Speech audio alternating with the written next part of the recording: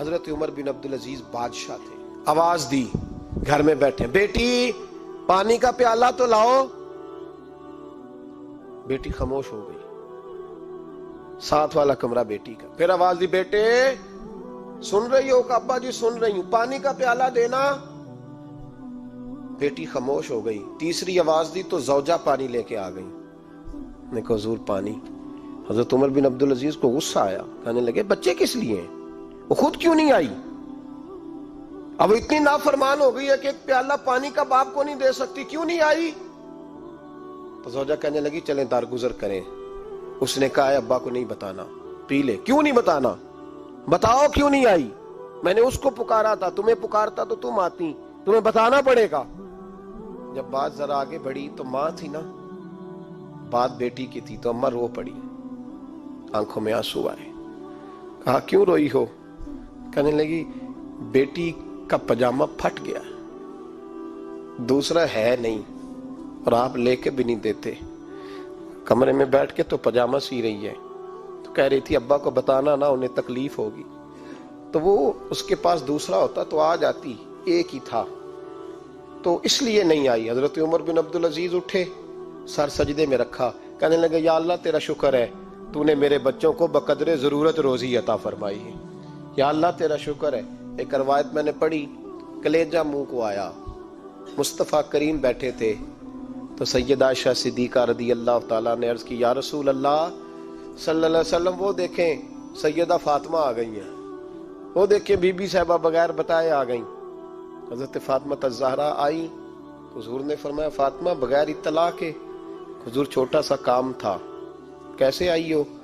تو be be صاحبہ نے نا، عورتوں کا پلو ہوتا ہے نا چادر کا، پلو کھولا تو ایک روٹی بندھی ہوئی تھی، ایک روٹی چادر میں، یہاں لوگ زیور باندھتے ہیں، دولت باندھتے ہیں، ایک روٹی حضرت فاطمہ نے پلو میں باندھی، کھول کے پیش کی، کہ بیٹے یہ کیا ہے؟ کہ ابا جی کئی دنوں سے گھر میں روٹی نہیں پکی تھی، آج علی کچھ جون لائے تھے، پیسے ہیں، چند روٹیاں بنی ہیں، تو بچوں نے تو کھا لیا، تو میرے سامنے بھی ایک روٹی آئی تھی، میں نے لقمہ توڑا ہے تو مجھے خیال آیا پتہ نہیں مصطفیٰ نے کھایا ہے کہ نہیں کھایا، پتہ نہیں حضور نے روٹی کھائی ہے کہ نہیں، تو حضور میں لے کے حاضر ہو گئی ہوں، مہربانی فرمائے۔ تو فرمایا بیٹے بیٹھ جا۔ حضرت فاطمہ بھی بیٹھ گئی، سیدہ عائشہ کہتی ہیں حضور بھی بیٹھ گئے۔ فرمایا فاطمہ کتنے دنوں سے نہیں کھایا؟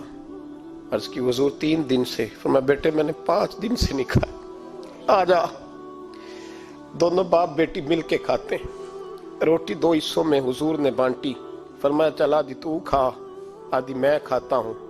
حضرت فاطمہ نے لقمہ توڑ کے منہ میں رکھا تو رو پڑی، حضور 5 دن سے نہیں کھائی۔ فرمایا بیٹے چپ کر، ہمارا دنیا سے کیا تعلق، ایک پل رہ گیا ہے، بس اللہ پھر جنت کی ساری نعمتیں عطا فرما، رونے والی بات ہی نہیں ہے اس میں، بس ہمارا کیا تعلق، ایک پل ہے، پھر مالک بڑا کچھ عطا کرے گا۔ او بھائی، جو کائنات کے مالک و مختار تھے، جو ابرو کا اشارہ کرے تو حضرت جبریل جنت کی نعمتیں لے کے آ جائیں، انہوں نے تو دنیا کی جانب توجہ ہی نہیں کی، ان کا تو خیال ہی نہیں آیا، دنیا ہی دنیا، دولت ہی دولت، ہر آدمی دولت کے ترازو میں تلنے لگا ہے۔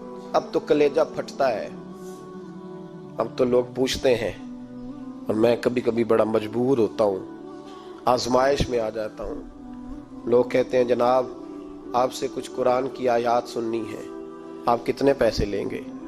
کچھ حدیثیں سننی ہیں، کیا اس کا معاوضہ ہوگا؟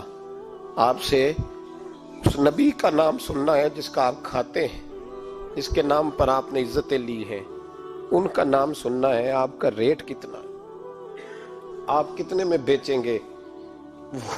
وہ نعت جو غذا ہے وہ کتنے میں بکے گی؟ جب دنیا داری کا یہ حشر ہو جائے کہ وہ رسول اگر ان کا نام نہ رہے تو ہماری سانسیں ہی نہ چلیں، ان کا نام بھی جب اس طرح کمرشل کر کے لیا جائے اور اس طرح وہ چیزیں بھی ریٹ میں آ جائیں۔